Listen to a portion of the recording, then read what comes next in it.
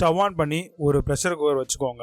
அதில் நம்ம கிட்டத்தட்ட ஒரு 300 கிராம் அளவு இருக்கக்கூடிய சிக்கனை வந்து அதில் ஆட் பண்ணிவிட்டு சிக்கன் முழுகிற அளவுக்கு தண்ணி ஊற்றிக்கோங்க. 1/4 ஸ்பூன் அளவுக்கு மஞ்சள்தூள், 1/2 ஸ்பூன் அளவுக்கு தனி மிளகாய்த்தூள், இஞ்சி பூண்டு பேஸ்ட் ஒரு 1/2 ஸ்பூன் அளவுக்கு ஆட் பண்ணிக்கோங்க.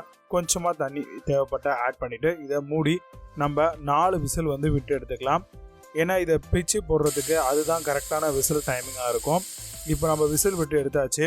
இப்போ அந்த சிக்கன் எல்லாத்தையுமே வந்து ஒரு பிளேட்டுக்கு மாற்றிக்கோங்க. மாற்றிட்டு அதில் இருக்கக்கூடிய அந்த மீட்டை மட்டும் தனித்தனியாக எடுத்து வச்சுக்கோங்க. எலும்பு வந்து நீங்கள் தனியாக எடுத்து போட்டுக்கலாம். ஸோ போன் வந்து இதுக்கு தேவை கிடையாது.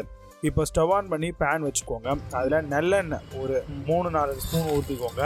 கூடவே இந்த மசாலா ஸ்பைசஸ் எல்லாத்தையுமே சேர்த்துக்கோங்க. நல்லா பொரிஞ்சு வந்தோடனே நம்ம ஒரு 2 கைப்பிடி அளவுக்கு வெங்காயத்தை நீட்டு வாக்கில் நறுக்கி வச்சுருந்தோம். அதை வந்து இது கூடவே சேர்த்துக்கலாம்.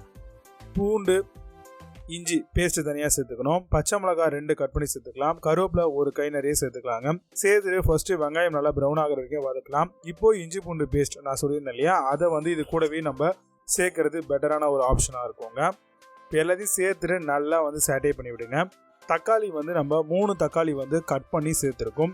தக்காளி வெங்காயம் எல்லாமே நல்லா குழைய வரட்டும்னு சொல்லிட்டு வெயிட் பண்ணுங்கள். எல்லாமே நல்லா சாட்டே பண்ணி விடுங்க.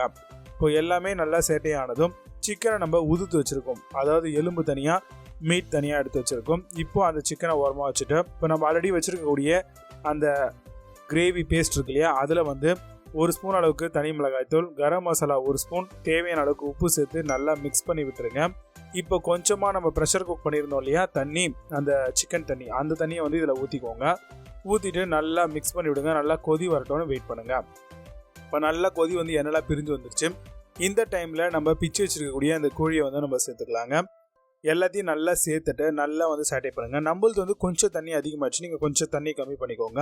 இப்போ எல்லாமே வந்து நல்லா மிக்ஸ் ஆகி உங்களுக்கு வருது. இப்போது இந்த டைமில் வந்து பார்த்திங்க அப்படின்னா நம்ம 2 முட்டையை வந்து உடச்சி ஊற்றணும். சிக்கனை கொஞ்சம் ஓரமாக ஒதுக்கிட்டு அந்த முட்டையை ஒரு ஓரமாக உடச்சி விட்டுக்கோங்க.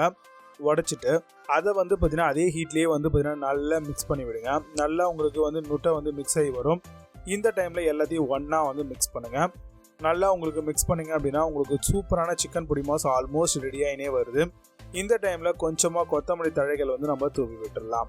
தூவினதுக்கப்புறம் உங்களுக்கு பர்ஃபெக்டாக இருக்கும். இப்போ நீங்கள் என்ன பண்ணலாம் அப்படின்னு பார்த்தீங்கன்னா கொஞ்சமாக தேவைப்பட்டா சால்ட் நீங்கள் ஆட் பண்ணிக்கோங்க. டேஸ்ட் பார்த்துட்டு நம்மளுக்கு தேவைப்பட்டுச்சு அதனால் ஆட் பண்ணியிருக்கோம். இப்போ எல்லாமே நல்லா உதுத்து என்னெல்லாம் பிரிஞ்சு நல்லா பக்கம் வந்தோடனே ஸ்டவ் வந்து ஆஃப் பண்ணிவிட்டு அழகாக வந்து பார்த்தீங்கன்னா இந்த சிக்கன் பொடி மாசு நம்ம ரைஸ் கூட சர்வ் பண்ணலாம். ரொம்பவே சூப்பராக இருக்கும். குழந்தைங்க விரும்பி சாப்பிடுவாங்க.